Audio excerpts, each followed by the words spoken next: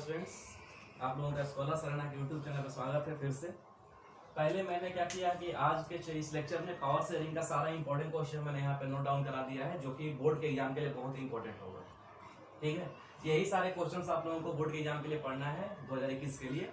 तो ये सारे क्वेश्चंस आप लोग या तो स्क्रीनशॉट ले ले या तो अपनी नोटबुक में क्या कर ले, इसको जल्दी से कॉपी कर ले। इसके बाद में अगला टॉपिक स्टार्ट करूंगा जहां मैंने पिछले क्लास में छोड़ा था, वहां से आज हम लोग स्टार्ट करेंगे। फिलहाल आप लोग ये क्वेश्चन सबसे पहले आप लोग इसको नोट डाउन कर लें। ये क्वेश्चन जो होगा बोर्ड 2021 के लिए काफी इंपॉर्टेंट होने वाला है और यही आप लोगों का होमवर्क का भी क्वेश्चन होगा। ये सभी क्वेश्चन आप लोग जो क्लास में पढ़ाई हो रही है उसके आधार पे और एनसीईआरटी जो है बुक उसके आधार पे आप लोग इन सारे क्वेश्चंस को सॉल्व कर लीजिएगा। तो फिलहाल अभी आप लोग इस क्वेश्चन को क्या करें, नोट डाउन करें या तो इसका स्क्रीनशॉट ले लें।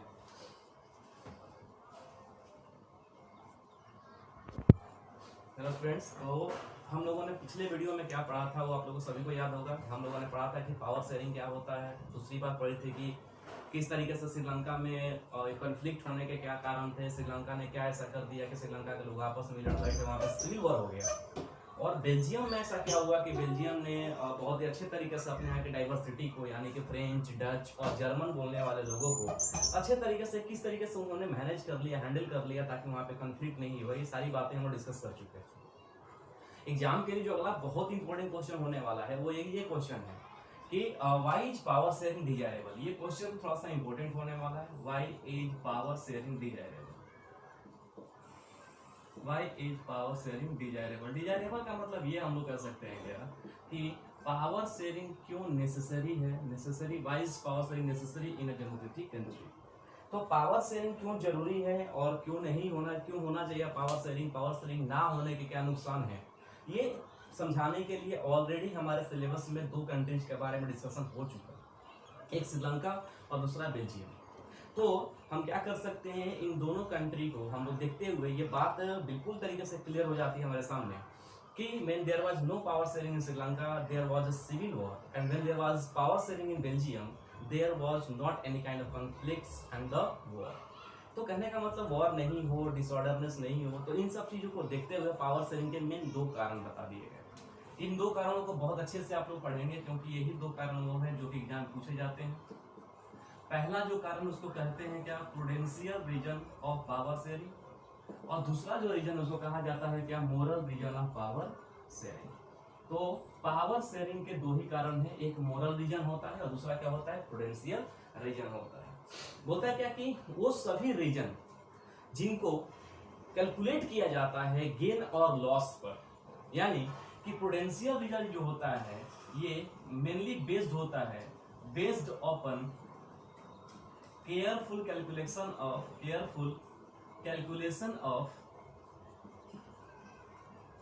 Gain and loss. अब इस बात को समझना है तो थोड़ा ध्यान दिया जाए यहाँ पे। Based upon prudential reason are those reasons which are based upon careful calculation of gain and loss। मतलब ये हुआ कि जब भी हम फायदे और नुकसान को देखते हुए, यानी कि देखें ये कि पावर शेयरिंग करने से फायदा है, पावर शेयरिंग ना करने से लॉस है, और तब पावर शेयरिंग किया जाए तो उसको कहा जाता है क्या, प्रूडेंशियल रीजन। इस बात को समझने के लिए ये देखा जाए कि किसी भी कंट्री में बहुत सारे वेरियस सोशल ग्रुप्स होते हैं, बहुत ही सोशल ग्रुप्स होंगे जिनके कल्चर, ट्रेडिशन, इनके लैंग्वेज क्या होंगे, अलग अलग होंगे। और अगर इन सभी के सभी जितने भी हमारे सोसाइटी में सोशल ग्रुप्स हैं, अगर इन सभी को इक्वल पावर शेयर न किया जाए, अगर इन सभी को इक्वली पावर शेयर न किया जाए, तो इस कंडीशन में क्या होगा, इस कंडीशन में वॉर होने के चांसेस हो जाएंगे, जैसा कि श्रीलंका में हुआ। और या तो यहाँ पर क्या होंगे, लोगों में आपस में क्या हो जाएगा, कॉन्फ्लिक्ट्स हो जाएंगे। गवर्नमेंट जो होगी वो डिसऑर्डरनेस में चली जाएगी और गवर्नमेंट स्मूथली रन नहीं कर पाएगी। ठीक है, यानी हम ये देख रहे हैं क्या कि पावर शेयरिंग ना करने के कारण यहाँ पर क्या होगा, लॉस होगा, जैसा कि श्रीलंका में हुआ। और श्रीलंका में पावर शेयरिंग ना होने के कारण सिविल वॉर हुआ, जो एक प्रकार से क्या था, लॉस था। अब हम बेल्जियम का अगर देखें तो बेल्जियम में, ये श्रीलंका में क्या हुआ, पावर जो था वो इक्वली शेयर नहीं किया गया था सिन्हाला, तमिल और बाकी के सोशल ग्रुप्स में। लेकिन अगर अब बात हम बेल्जियम की करें तो बेल्जियम में क्या हुआ था कि जो पावर था वो पावर बेल्जियम में रहने वाले सभी सोशल ग्रुप्स के बीच में इक्वली क्या कर दिया गया था, डिवाइड कर दिया गया। यानी जब पावर शेयर किया गया बेल्जियम में तो वहां पर क्या हुआ, गेन हुआ। गेन होने का मतलब क्या बोला गया, गेन होने का मतलब वहां पे किसी भी प्रकार का वॉर नहीं हुआ, ना तो कन्फ्लिक्ट्स हुए और ना वॉर हुआ ना कन्फ्लिक्ट्स हुआ, और गवर्नमेंट जो थी वो ऑर्डर में रही, यानी कि गवर्नमेंट वहां पर स्मूथली क्या करती रही, रन करती रही। ठीक है, तो हम लोगों ने क्या देखा कि पावर शेयरिंग अगर नहीं किया जाता है, नो पावर शेयरिंग, तो वहां पर क्या होता है, लॉस, और जब पावर शेयरिंग किया जाता है तो वहां पे क्या होता है, गेन। तो जब भी हम पावर का शेयरिंग कैलकुलेशन ऑफ गेन और लॉस पे करते हैं तो कहने का मतलब वो रीजन कहलाता है, कौन सा रीजन, वो रीजन कहलाता है हमारा प्रूडेंशियल रीजन। तो क्या लिखेंगे हम लोग, whenever there is the sharing of power on the basis of careful calculation of the gain and loss, then it is known as the prudential region. Since in a country there are various social groups, it means that that social groups must share equal power or stake in the system or in the government to run the government smoothly and to avoid the conflicts and the war. अब हम बात करें अगर moral reason की, तो moral reason की बात अगर समझनी है तो हमें बचपन से सिखाया जाता है, अपने घरों में संस्कार दिए जाते हैं कि हमें गरीबों की मदद करनी चाहिए। ये कोई किसी पार्टिकुलर इंसान का नहीं कि मैं गरीब को जाके 10 रुपया दान दूं और तुम उसके बर्तन से उसमें निकाल लो, ऐसा नहीं है। ये ऐसा चीज है कि इसमें क्या किया जाता है कि इसमें कोशिश की जाती है कि everyone should help the poor. उसी प्रकार से क्या होता है, जब भी हम लोग डेमोक्रेसी की बात करते हैं, क्योंकि पावर शेयरिंग डेमोक्रेसी में ही होता है, जब भी हम बात करते हैं डेमोक्रेसी का, तो democracy is based upon the principle of equality. Equality का मतलब यानी जितने भी सोशल ग्रुप्स हमारी सोसाइटी में हैं, they must be equal, means they must share equal power. और ये कहीं से कैलकुलेशन गेन और लॉस पे नहीं है, बल्कि ये जो है ये डेमोक्रेसी की थ्योरी है और ये डेमोक्रेसी की आइडेंटिटी है। यानी डेमोक्रेसी की ये पहचान है कि वहां पे इक्वालिटी होना चाहिए, वहां पे पावर का शेयरिंग होना चाहिए। ये डेमोक्रेसी की अपनी एक पहचान है।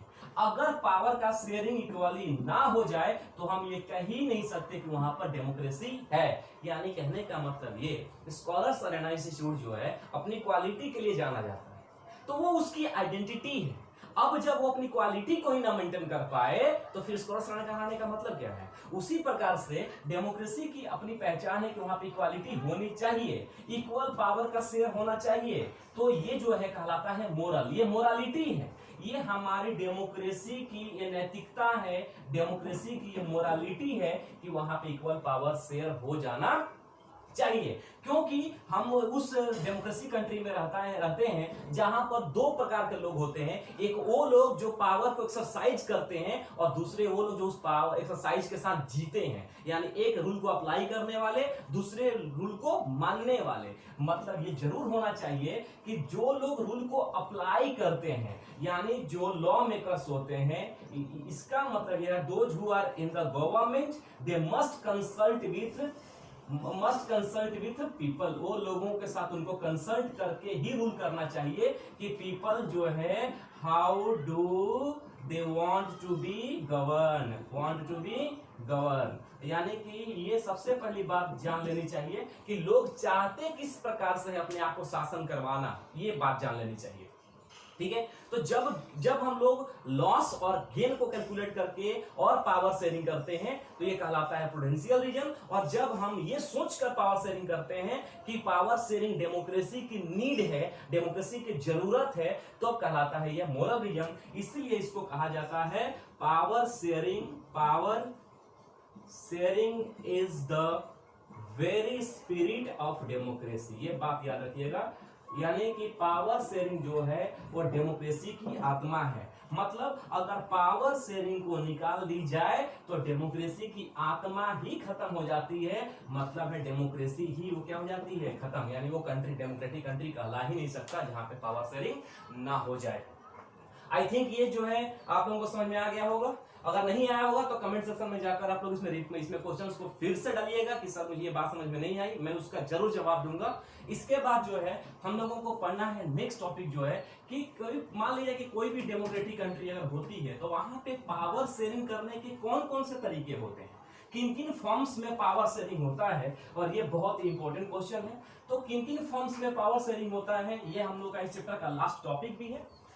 तो बोलता है क्या कि किसी भी डेमोक्रेटिक कंट्री में कितने तरीके से पावर शेयरिंग किया जाता है, यानी पावर शेयरिंग करने के कितने फॉर्म्स होते हैं। तो याद रखेंगे पावर को शेयर करने के लिए फॉर्म्स जो होते हैं मेनली 4 फॉर्म्स आपके एनसीईआरटी का बुक्स में दिया गया है। तो फिलहाल हम लोग फॉर्म्स ऑफ पावर शेयरिंग में जो पहला फॉर्म पढ़ेंगे उसका नाम है horizontal division of power, horizontal division of power. तो इसको समझने से पहले हम लोग ये समझ लेते हैं क्या कि क्लास 8 में हम लोगों ने पढ़ा था कि गवर्नमेंट जो होती है वो गवर्नमेंट वेरियस ऑर्गन्स से मिलकर बनती है। गवर्नमेंट जो है वेरियस ऑर्गन्स से मिलकर बनती है। एक डेमोक्रेटिक गवर्नमेंट के वेरियस ऑर्गन्स हो सकते हैं और उन ऑर्गन्स को डिफरेंट वर्क और डिफरेंट पावर दिए गए हैं। जैसे इंडिया में जो हमारी गवर्नमेंट है, इस इंडिया की गवर्नमेंट के मेनली 3 ऑर्गन्स है और ये 3 ऑर्गन्स का काम क्या है, अलग अलग है। यानी कि यहाँ पर बात होती है ऑर्गन्स की। एक हम जानते हैं कि ऑर्गन्स होता है जो कहलाता है क्या, लेजिस्लेचर, और इसी को इंडिया में कहा जाता है क्या, पार्लियामेंट। और इसका काम क्या होता है, तो पार्लियामेंट का काम होता है क्या बनाने का, लॉ मेकिंग। इसके बाद अगला जो होता है उसको कहते हैं क्या हम लोग, एग्जीक्यूटिव। और एग्जीक्यूटिव का जो काम होता है वो पार्लियामेंट के द्वारा बनाए गए लॉ को क्या करता है, इंप्लीमेंट द लॉ। ये पार्लियामेंट के द्वारा बनाए गए लॉ को इंप्लीमेंट करता है। इसके बाद तीसरा जो ऑर्गन होता है वो तीसरा ऑर्गन होता है उसको बोलते हैं क्या हम लोग, जुडिशियरी। और इसका काम होता है कि ये जो अभी तक जो लॉ बना और इंप्लीमेंट हुआ उस लॉ को ये क्या करता है, सेफगार्ड्स करता है। सेफगार्ड्स का मतलब बचाने का काम करता है। ठीक है। अब ये लेजिस्लेचर या पार्लियामेंट जो होते हैं या एग्जीक्यूटिव जो होते हैं, जुडिशियरी जो होते हैं, अब ये क्वेश्चन आता है कि इन तीनों में से ज्यादा इंपॉर्टेंट कौन है, ज्यादा इंपॉर्टेंट कौन है। तो हम ये नहीं कर सकते कौन ज्यादा इंपॉर्टेंट है, क्योंकि एक इंसान के शरीर में 5 सेंस ऑर्गन्स होते हैं, आंख, कान, नाक, जीभ और हमारा स्किन, ये जो होता है ये 5 हमारे सेंस ऑर्गन्स है। मैं आपसे अगर पूछूं कि इस ऑर्गन में से किसी एक ऑर्गन को हटाना हो तो आप किस ऑर्गन को हटाइएगा, बहुत ही ज्यादा क्रिटिकल क्वेश्चन हो जाएगा, क्योंकि हम नहीं चाहते कि हमारा कोई भी सेंस ऑर्गन हमारे शरीर से दूर हो जाए। हाथ कट जाता है, पैर कट जाता है तो लोग जिंदा रह जाता है, लेकिन कोई भी सेंस ऑर्गन काम अगर नहीं करता है तो उस समय लाइफ हमारी इनकम्प्लीट हो जाती है। उसी प्रकार से गवर्नमेंट के ये तीनों ऑर्गन्स में से कोई भी ऑर्गन बहुत ही ज्यादा इंपॉर्टेंट, सभी इंपॉर्टेंट है, कोई किसी में से कंपैरिजन नहीं किया जा सकता। इसलिए कहा जाता है क्या कि ऑर्गन्स जो है क्या करते हैं, प्लेस्ड एट सेम पोजीशन। इनका पोजीशन जो होता है वो बिल्कुल क्या होता है, सेम होता है, बट परफॉर्म डिफरेंट एक्टिविटीज। यही लाइन याद रखना है ऑर्गन्स के बारे में। गवर्नमेंट के ऑर्गन्स क्या होते हैं, प्लेस्ड एट सेम पोजीशन। ये जो गवर्नमेंट के ऑर्गन्स है, ये लेजिस्लेचर, ये एग्जीक्यूटिव, जुडिशियरी, ये तीनों क्या है, एक ही जगह पे, एक ही पोजीशन पर क्या है, प्लेस्ड है। लेकिन इनका काम क्या है, ये लॉ बनाता है, ये लॉ इंप्लीमेंट करता है और ये लॉ क्या करता है, सेफगार्ड करता है। तो कहने का मतलब तीनों एक ही पोजीशन पे अगर लाई करते हैं, तो अगर एक लाइन हम ड्रॉ करें तो ये कौन सी लाइन होती है, ये लाइन होती है हॉरिजॉन्टल लाइन। इसलिए इस डिवीजन को कहा जाता है कौन सा डिवीजन, हॉरिजॉन्टल डिवीजन। ये तो समझाने की बात हो गई। अब लिखना क्या है, whenever there is the division of power among the various organs, that is the legislature, executive and judiciary of the government, then it is known as the horizontal division of power, because the organs placed at the same position performs different activities. बस में आ गई। यानी कि government organs में जब भी बात होगी, जब भी एग्जाम्स में घूमने की बात आ जाए और हॉरिजॉन्टल क्वेश्चन अगर ना दिमाग में आए, तो हॉरिजॉन्टल का मतलब हमेशा एक ही वर्ड याद रखेंगे, ऑर्गन्स। अगर इतना याद है तो आप लोगों को नंबर मिलेगा। यानी whenever there is a division of power among the organs of the government, that is known as the horizontal division of power. अब अगर बात की जाए आगे तो बोलता है क्या, लेजिस्लेचर, एग्जीक्यूटिव और जुडिशियरी, ये लेजिस्लेचर, एग्जीक्यूटिव, जुडिशियरी ये क्या करते हैं, ये जो है एक दूसरे के कामों को क्या करते रहते हैं, चेक करते रहते हैं, जिस कारण से ये सिस्टम पूरे तरीके से क्या होता है, बैलेंस। चेक करने का मतलब ये हुआ कि लेजिस्लेचर के पास ये रिस्पॉन्सिबिलिटी होती है कि ये एग्जीक्यूटिव के बातों का जवाब दे। एग्जीक्यूटिव की ये जिम्मेदारी होती है कि वो लेजिस्लेचर की बातों का जवाब दे, और जुडिशियरी के पास ये पावर होता है कि ये दोनों के फंक्शन पे क्या कर सके, नजर रख सके। तो कहने का मतलब ये दोनों, ये तीनों एक दूसरे के प्रति रिस्पॉन्सिबल हैं, एक दूसरे को जवाब देने के लिए क्या है, रिस्पॉन्सिबल हैं। तो कहने का मतलब ये हुआ कि जब हम अब घर में ही देख लो ना, माँ बाप जब तक बच्चों पे ध्यान रखते हैं तब तक बच्चा क्या होता है, रिस्पॉन्सिबल होता है, और वो हर चीज से गलती करने से क्या होता है, बचता है या गलती नहीं कर पाता। लेकिन माँ बाप का नजर जैसे ही दूर होता है वैसे लड़का लड़की गलती करना शुरू कर देता है। वैसे यहाँ पर क्या है, ये दोनों एक दूसरे पे नजर रखे हुए हैं, ये इन दोनों पे नजर रखा हुआ है, जिससे क्या होता है, ये भी गलती कम से कम करेगा, ये भी गलती कम से कम करेगा, यानी गलती करने के चांसेस क्या होंगे, कम से कम होंगे, मिस्टेक्स यहाँ पर कम होंगे। मतलब ये हुआ कि all the organs of the government are responsible to each other, they check the activities of each other, that's why the system become balanced, and that's why the horizontal division of power is also known as the system of check and balance। बस ना, एक दूसरे पर नजर रखते हुए एक दूसरे के कामों को क्या करना, चेक करते रहना, ताकि सिस्टम में जो है बैलेंस बना रहे और कोई भी ऑर्गन गवर्नमेंट का किसी भी प्रकार से गलती ना करे। तो ये हमारा जो है हॉरिजॉन्टल डिवीजन खत्म हो गया। अब हमारे पास में अगला जो टॉपिक है उसका नाम है vertical division of power. Vertical division क्या होता है, बोलता है क्या, जिस प्रकार से ऑर्गन्स में सभी जो है ऑर्गन्स एक लेवल पे एक ही पोजीशन पे थे, उसी प्रकार से इस वर्टिकल में क्या होता है, गवर्नमेंट के ऑर्गन्स नहीं बल्कि गवर्नमेंट के लेवल्स, लेवल हम जानते हैं, लेवल 1, लेवल 2, लेवल 3, या लेवल हाई होता जाता है, लेकिन ऑर्गन्स में कोई हाई और लो नहीं होता। तो यहाँ पर क्या है, लेवल्स की अगर बात करेंगे तो बोलता है क्या, गवर्नमेंट के हाई लेवल से लेके लोअर लेवल तक जब पावर का बंटवारा होता है, हाई लेवल से लेकर लोअर लेवल तक जब पावर का बंटवारा होता है तो उसको बोलते हैं हम लोग कौन सा डिवीजन, वर्टिकल डिवीजन। हम जानते हैं कि ये डेमोक्रेटिक कंट्री में सबसे ज्यादा पावर जो होता है किस गवर्नमेंट के पास में होता है, सेंट्रल गवर्नमेंट, या इसी को कहा जाता है क्या, यूनियन गवर्नमेंट। अब जैसे मान लीजिए इंडिया है हमारा, तो ये इंडिया में पूरे इंडिया के लिए जो सरकार बनी हुई है वो सरकार कहलाती है इंडिया की यूनियन गवर्नमेंट, और जिसका हेड होता है पीएम। अब क्या होता है, शासन की व्यवस्था को सही तरीके से चलाने के लिए कंट्री को छोटे छोटे स्टेट्स में क्या कर दिया जाता है, बांट दिया जाता है, और इन सभी राज्यों में एक गवर्नमेंट अपॉइंट कर दी जाती है जो कहलाता है कौन सा गवर्नमेंट, स्टेट गवर्नमेंट। इसका हेड होता है कौन, सीएम। यानी सेंट्रल गवर्नमेंट से नीचे लेवल पे कौन होता है, डिसेंडिंग ऑर्डर में। तो इसके बाद आता है हर लेवल की, हर स्टेट की अपनी गवर्नमेंट जो कहलाती है क्या, स्टेट गवर्नमेंट। अब हर स्टेट को भी छोटे छोटे डिस्ट्रिक्ट में बांट दिया जाता है, गांव में बांट दिया जाता है, और इसको कहा जाता है कौन सी गवर्नमेंट, लोकल गवर्नमेंट। ठीक है, यानी लोकल गवर्नमेंट यानी स्टेट गवर्नमेंट के बाद होती है कौन सी गवर्नमेंट, लोकल गवर्नमेंट। अब देखो क्या होता है, यानी कि different levels of the government has different power, varying power. बस ना, यानी कि ऑर्गन्स में क्या था कि they have the equal power but different activities. यहां पर इनका क्या है, डिफरेंट लेवल है, मतलब इनका डिफरेंट पावर होगा। इसमें सबसे the most powerful is the central government and the state government and local government follows it. ठीक है, तो कहने का मतलब अगर यहाँ पे एक लाइन हम ड्रॉ करें तो ये लाइन या तो डिक्रीजिंग या तो इंक्रीजिंग जैसे भी ड्रॉ कर लेना है कर लिया जाए, और ये कहलाता है कौन सा डिवीजन, वर्टिकल डिवीजन। इसमें क्या होता है, सेंट्रल गवर्नमेंट, स्टेट गवर्नमेंट और लोकल गवर्नमेंट जो है मिलकर काम करती है, और लोकल लेवल से लेकर नेशनल लेवल तक को डेवलप करने का, वहां के लोगों को डिफरेंट तरीके के फैसिलिटीज को अवेलेबल करवाने को, और गवर्नमेंट की इकोनॉमी को रन, देश की इकोनॉमी को रन करने का काम करती है। ठीक है, तो अभी जब भी वर्टिकल डिवीजन की बात करेगा एक वर्ड याद रखेंगे हम लोग, levels. Whenever there is the division of power among the various levels of the government, then it is known as the vertical division of power. And the various levels of the government has the different kinds of power, and they have the varying power in which the central government has the most power, or the most powerful organ is the central government. अब हम बात करते हैं जरा सा next. ये जो है इस चैप्टर का लगभग बोर्ड में आने वाले सारे क्वेश्चंस जो है हम लोगों ने डील कर लिया है, लेकिन फिर भी थोड़ी बहुत और बच गई जो एनसीईआरटी में दिया हुआ है। अब होता है क्या, power sharing among social groups.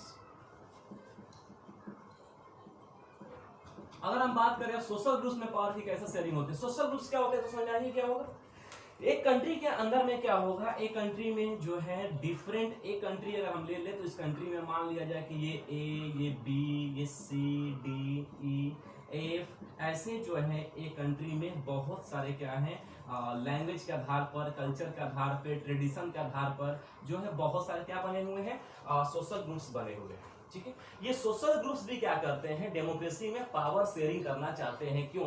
क्योंकि मेजोरिटी में हो या माइनॉरिटी में हो, ये मतलब नहीं होता कि केवल मेजोरिटी ही डेमोक्रेसी में रूल करती है। अब आप ये सोचो कि अगर कोई भी पार्टी मेजोरिटी लेकर, अगर मान लीजिए कि इंडिया में 545 सीट लोकसभा की है, इसमें से अगर कोई 345 सीट लेकर जीत जाता है तो हारने वाले को 200 सीट मिला।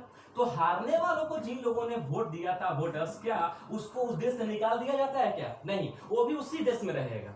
यानी कहने का मतलब कि मेजोरिटी का ही रूल होता है डेमोक्रेसी, लेकिन सिर्फ मेजोरिटी का नहीं होता, क्योंकि उसमें माइनॉरिटी का भी ख्याल रखना होता है। ठीक है, तो अगर हम बात करें कि यहाँ पर कुछ हमारे यहाँ पर जो लोअर कास्ट के लोग हैं, जिनको एससी और एसटी कहा जाता है, जो हरिजन है, जो कि दलित हैं, या जो कि लोअर कास्ट के हैं, एससी और एसटी, ये जो है इंडिया में बेसिकली इनके बारे में एक प्रकार की थ्योरी बनी हुई है क्या, कि ये जो लोग है इकोनॉमिकली पुअर होते हैं और साथ ही साथ में क्या होता है, वीकर सेक्शन होते हैं। तो इस पुअर एंड वीकर सेक्शन को जो है पावर देने के लिए, इनके स्टैंडर्ड को राइज करने के लिए गवर्नमेंट ने स्टेप्स भी उठाए, और गवर्नमेंट ने क्या कर दिया कि वेरियस कंस्टिट्यूएंसीज में वहां पे क्या कर दिया गया, इनको रिजर्वेशन दिया गया। जैसे मैं समझा देता हूं, जैसे लोकसभा में जो है, राज्यसभा, लोकसभा में अगर बात की जाए तो लोकसभा में 48 सीट्स जो है वो एससी और एसटी के लिए रिजर्व कर दिया गया, जिससे क्या होगा, लोकसभा में एससी और एसटी को रिप्रेजेंट करने के चांसेस ज्यादा होंगे, और इसके थ्रू ये लोग अपने स्टैंडर्ड को क्या कर सकते हैं, राइज करवा सकते हैं। जैसे अगर हम बात करें वीमेन की, तो इंडिया के लोकल गवर्नमेंट में, पंचायती राज सिस्टम में 1/3 सीट कंपल्सरी जो है रिजर्व कर दिया गया है, किसके लिए, वीमेन के लिए। ठीक है, इसके साथ ही साथ में गवर्नमेंट जॉब्स में और इस यूनिवर्सिटीज की वैकेंसीज में भी क्या कर दिया गया है, एससी, एसटी और ओबीसी, इन सभी लोगों के लिए क्या कर दिया गया है, सीट को रिजर्व कर दिया गया। मतलब ये क्यों किया जा रहा है, तो वेरियस ऑर्गेन्स को रिजर्वेशन के थ्रू या किसी भी मेथोडोलॉजी के थ्रू इक्वल पावर शेयर करने की कोशिश की जा रही है, ताकि कंट्री का ओवरऑल ऑल राउंड डेवलपमेंट हो, कोई भी सेक्शन जो है छूट ना जाए पीछे, चाहे वो किसी भी जाति का हो, किसी भी धर्म का हो, किसी भी लैंग्वेज का हो। यानी क्या होता है कि पावर शेयरिंग हमारे कंट्री में जो होता है वो वेरियस सोशल ग्रुप्स के द्वारा भी होता है, यानी कि एससी के द्वारा, एसटी के द्वारा, इकोनॉमिकली वीकर सेक्शन के द्वारा क्या होता है, पावर को शेयर किया जाता है, ताकि जो है गवर्नमेंट स्मूथली रन करते रहे और सबको प्रॉपर तरीके से डेवलपमेंट का यहाँ पर मौका मिलता रहे। ठीक है, अगला जो पॉइंट है पावर शेयरिंग, तो यह हो गया सोशल ग्रुप्स के द्वारा कैसे पावर शेयरिंग होता है। अगला जो है वो है power sharing among the political parties and pressure groups. हालांकि ये दोनों पॉलिटिकल पार्टी और प्रेशर ग्रुप्स हमारे सिलेबस में आगे ही इसको बहुत डिटेल में पढ़ना है, क्योंकि एक चैप्टर ही हमारा क्या पॉलिटिकल पार्टीज का। फिलहाल यहाँ पे हम पढ़ लेते हैं पॉलिटिकल पार्टी और प्रेशर ग्रुप्स किस तरीके से क्या करते हैं, पावर शेयरिंग करते हैं। पॉलिटिकल पार्टीज क्या होती है, पॉलिटिकल पार्टीज होती है एक प्रकार की ऑर्गेनाइजेशन, और इस ऑर्गेनाइजेशन में क्या होता है, organization of like minded people. Like minded people का मतलब आप समझ गए होंगे, एक ही सोच रखने वाले लोगों का ऑर्गेनाइजेशन होता है, जो कि क्या क्या करते हैं, जो कि इस पॉलिटिकल पार्टीज के द्वारा कंटेस्ट करते हैं इलेक्शन। इलेक्शन क्या होता है, डेमोक्रेसी में गवर्नमेंट को चुनने को जो प्रोसीजर होता है उसको बोलते हैं हम लोग क्या, इलेक्शन। तो ये पॉलिटिकल पार्टी के ऐसा ऑर्गेनाइजेशन है जिसमें लाइक माइंडेड पीपल होते हैं, जो कि इलेक्शन को कंटेस्ट करते हैं। दूसरा इनका काम होता है ये गवर्नमेंट को फॉर्म करते हैं, और तीसरा इनका काम होता है ये गवर्नमेंट को क्या करते हैं, रन करते हैं। यानी एक पॉलिटिकल पार्टी जो है वो इलेक्शन कंटेस्ट करके, गवर्नमेंट का फॉर्मेशन करके और गवर्नमेंट को रन करके अपना पावर शेयरिंग करती है। यानी कि जो पार्टी जीत गई वो पार्टी गवर्नमेंट बना लेती है। ऐसा ही नहीं कि जो जीत गई वो गवर्नमेंट बना ली और जो हार गई वो पावर शेयर नहीं करेगी। Those parties who lose the election they also share the power in a democratic country by becoming the opposition party। यानी जो जो पॉलिटिकल पार्टीज इलेक्शन में हार जाती है वो भी पावर शेयरिंग करती है और वो कहलाती है ऑपोजिशन पार्टी, और जो पार्टी जीत जाती है और रूल बनाती है उसको कहते हैं कौन सी पार्टी, रूलिंग पार्टी। यानी कि पॉलिटिकल पार्टी जो है या तो रूलिंग पार्टी या तो ऑपोजिशन पार्टी बनकर डेमोक्रेसी में पावर शेयर करती है।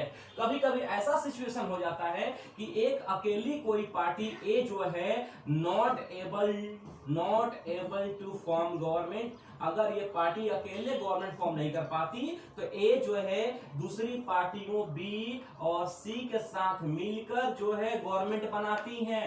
और जब एक या दो से अधिक पार्टियां एक साथ मिलकर गवर्नमेंट बनाती हैं तो उसको कहा जाता है कोalition government. When two or more than two parties join together to form the government, it is known as the coalition government। मतलब ये हो गया कि एक डेमोक्रेटिक कंट्री में पॉलिटिकल पार्टी जो है इलेक्शन को कंटेस्ट करके गवर्नमेंट को फॉर्म करके और गवर्नमेंट को रन करके रूलिंग पार्टी बन करके पावर शेयरिंग करती है, तो दूसरी ओर जो पार्टियां हार जाती हैं वो अपोजिशन पार्टी बनकर भी डेमोक्रेसी में पावर शेयर करती हैं। कभी कभी पॉलिटिकल पार्टीज आपस में मिलकर दो या दो से अधिक पॉलिटिकल पार्टी मिलकर गवर्नमेंट बनाती हैं, लेकिन फिर भी इस सिचुएशन में भी वो पावर शेयरिंग करती हैं। अब ये प्रेशर ग्रुप्स क्या होता है, इस प्रेशर ग्रुप को कहा जाता है extended arms of political party. ये जो है प्रेशर ग्रुप्स जो है ये कुछ और नहीं है, ये पॉलिटिकल पार्टीज के ही रूप होते हैं जिनको पॉलिटिकल पार्टीज अपने वोट बैंक के लिए यूज करती हैं, जो कि यूनिवर्सिटी लेवल पर, कहीं पर मजदूर यूनियन के बीच, तो कहीं पर कॉलेज लेवल पर इनका यूज किया जाता है। यानी प्रेशर ग्रुप्स क्या होते हैं, प्रेशर ग्रुप्स भी जो है ये ऑर्गेनाइजेशन होते हैं। ये ऑर्गेनाइजेशन क्या है, ये भी ऑर्गेनाइजेशन जो होता है लाइक माइंडेड पीपल का, लाइक माइंडेड पीपल का मतलब एक ही सोच रखने वाले लोगों का, हु प्रेशराइज गवर्नमेंट, जो उनका काम होता है गवर्नमेंट को प्रेशराइज करने का ऑन वेरियस इश्यूज। यानी कि गवर्नमेंट जब कोई लॉ या रूल बनाती है तो उस रूल को बदलवाने के लिए या उसमें सुधार लाने के लिए जो भी ऑर्गेनाइजेशन काम करता है वो कहलाता है प्रेशर ग्रुप्स। जैसे कि आप लोगों ने जरूर देखा होगा, कहीं ना कहीं लिखा हुआ पढ़ा हुआ होगा आप लोगों ने, AISA, ये जो है ऑल इंडियन स्टूडेंट्स फेडरेशन है। ऑल इंडियन स्टूडेंट्स फेडरेशन ये क्या है बाबू, छात्र लोगों का एसोसिएशन होता है, यानी छात्रों की पार्टी होती है। ये AISF ऑल इंडियन स्टूडेंट्स ये एसोसिएशन होता है, सॉरी ये एसोसिएशन हो गया। और ये AISF जो है ये फेडरेशन हो गया। ये सभी के सभी यूनिवर्सिटी पूरे इंडिया में जो भी यूनिवर्सिटी है, कॉलेजेज है, उनमें यही पार्टियां होती हैं। और एक और होता है उसका नाम ABVP, यानी इसका नाम है अखिल भारतीय विद्यार्थी परिषद। अब आप लोग ध्यान से देखिए, इनके नामों में ही इनका काम छुपा हुआ है। अगर मैं इधर लिखूं इंडियन नेशनल कांग्रेस और यहां लिखूं भारतीय जनता पार्टी, तो आप लोग ध्यान दे जरा सा, ये जो है ऑल इंडियन यानी AISA और AISF ये दोनों के दोनों इंडियन नेशनल कांग्रेस यानी कांग्रेस पार्टी के ही हाथ हैं, जो कि दिखता नहीं है। हाथी के दांत खाने के और होते हैं और दिखाने के और होते हैं, ठीक है। उसी प्रकार से ABVP जो है, यहाँ पे देखिए अखिल भारतीय और भारतीय जनता पार्टी, यानी ABVP क्या है, भारतीय जनता पार्टी का ही हिस्सा है, जिनका जो है यूज करते हैं पॉलिटिकल पार्टीज किसी भी यूनिवर्सिटी और कॉलेजेज में क्या करने के लिए, तो वहां पर वोट बैंक तैयार करने के लिए। गवर्नमेंट के इश्यूज को आप लोगों ने देखा होगा, कॉलेज में लोग रैली करते हैं, बच्चे स्टूडेंट्स मार्च करते रहते हैं और वो गवर्नमेंट के खिलाफ जो है रैली निकालते हैं, सड़कों पे नारा लगाते हैं। वो क्यों करते हैं, क्योंकि वो गवर्नमेंट को उनके इश्यूज पर, गवर्नमेंट ने जो लॉ पास किया उससे सेटिस्फाइड नहीं हुए, तो उन्होंने क्या किया, रैली निकाला, मार्च निकाला और गवर्नमेंट का प्रोटेस्ट करना शुरू कर दिया, ताकि गवर्नमेंट अपने डिसीजन को क्या करे, बदल दे। बात मानिए। तो इस प्रकार से ये देखा गया क्या कि हमारे प्रेशर ग्रुप्स क्या करते हैं, जैसे अब इसका यही नहीं होता है, जैसे केवल स्टूडेंट्स का यूनियन नहीं होता है, जैसे कि डॉक्टर्स यूनियन भी होता है। इसके बाद में जैसे कि ऑटो ड्राइवर्स यूनियन होता है, ऑटो ड्राइवर्स का जो यूनियन होता है। इसके बाद में हम लोग वर्कर्स यूनियन, किसी फैक्ट्री में काम करने वाला जो यूनियन होता है। ये सभी के सभी क्या है, ये सभी के सभी जो है ये एक प्रकार के प्रेशर ग्रुप्स ही हैं। अगर किसी फैक्ट्री का मालिक जो है कोई ऐसा नियम बना दे कि जो वर्कर्स के इंटरेस्ट के खिलाफ हो जाए, तो वर्कर्स क्या करेंगे उस समय, मकान मालिक के द्वारा वो जो है वर्कर्स क्या करेंगे उस समय फैक्ट्री ओनर के द्वारा बनाए गए रूल्स और डिसीजंस के खिलाफ में क्या करेंगे, प्रोटेस्ट करेंगे, मार्च करेंगे और उनको बदलने की कोशिश करेंगे। तो ये इस तरीके से हम लोग का पावर शेयरिंग का ये टॉपिक जो है खत्म होता है। और आप लोग जो है बेसिकली मेरी बात अगर माने तो आप लोग जो भी मैंने क्वेश्चंस यहाँ पर दिए हुए हैं, अब उन सभी क्वेश्चंस का आंसर लिखने की कोशिश करेंगे और जो भी प्रॉब्लम्स होंगे, ठीक है, वो आप लोग कमेंट सेक्शन में जाके कमेंट कर देंगे। Thank you, have a nice day.